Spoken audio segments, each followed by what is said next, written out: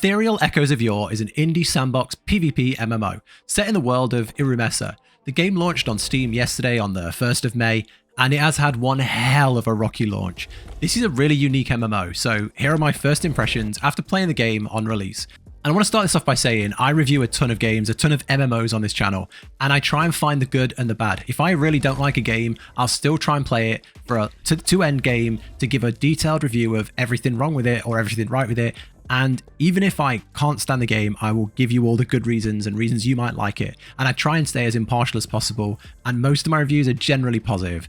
But as much as I love indie MMOs, and I don't want to judge a game on its graphics, this game has been shocking. This is not a positive first impression. It's been rough, and the game is sitting at mostly negative reviews on Steam because other people are having similar issues, and I want to go over them in this video.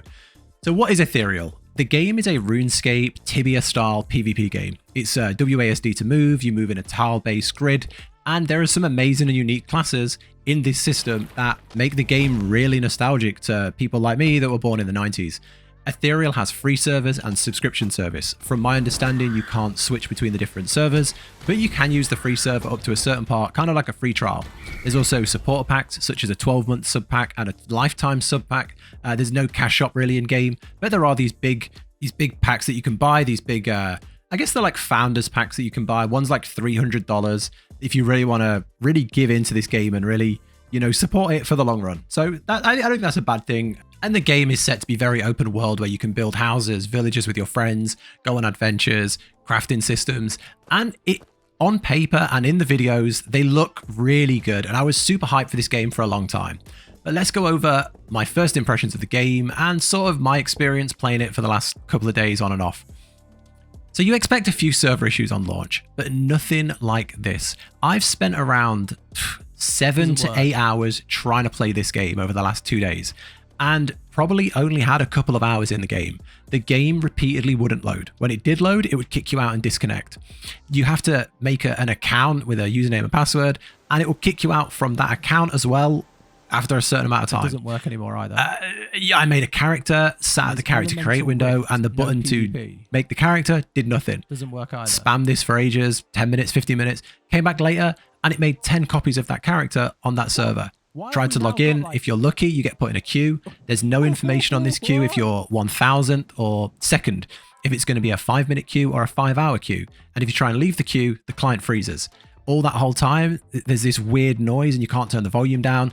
Once you do get into the game, I want to try and talk about it without that issue because, I want to try and talk about the game itself.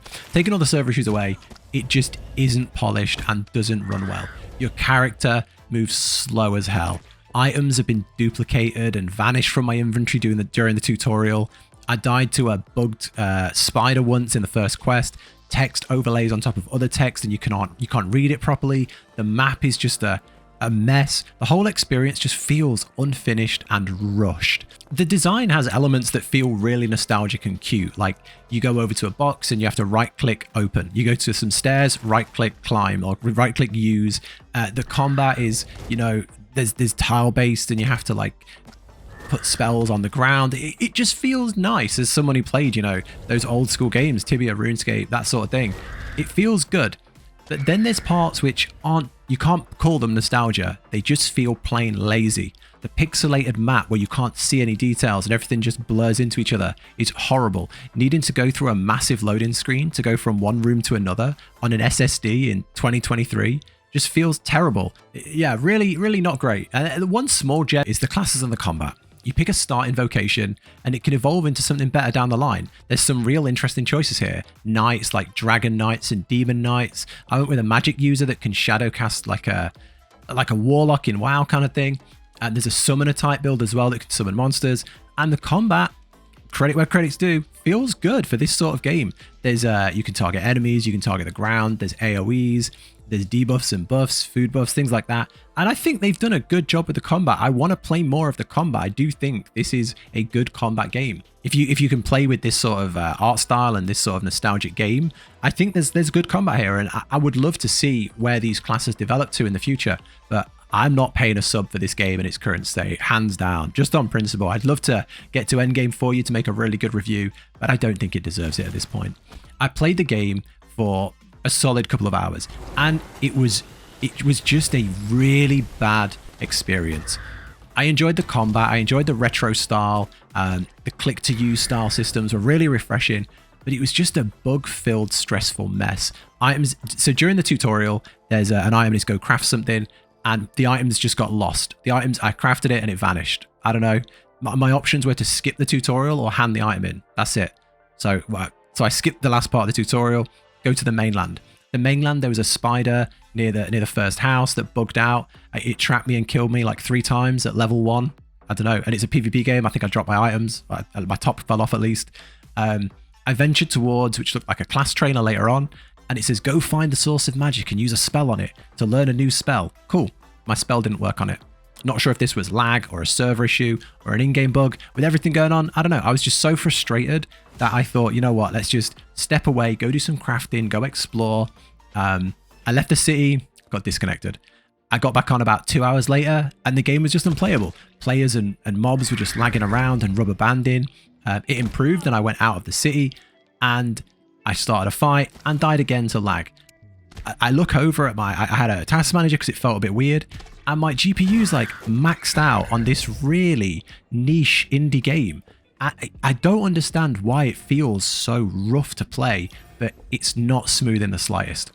This is a subscription-based game. There are so few subscription-based games in 2023 because the bar is so high. The game's £10 a month, $10 a month. You can play WoW or Final Fantasy XIV for $15 a month.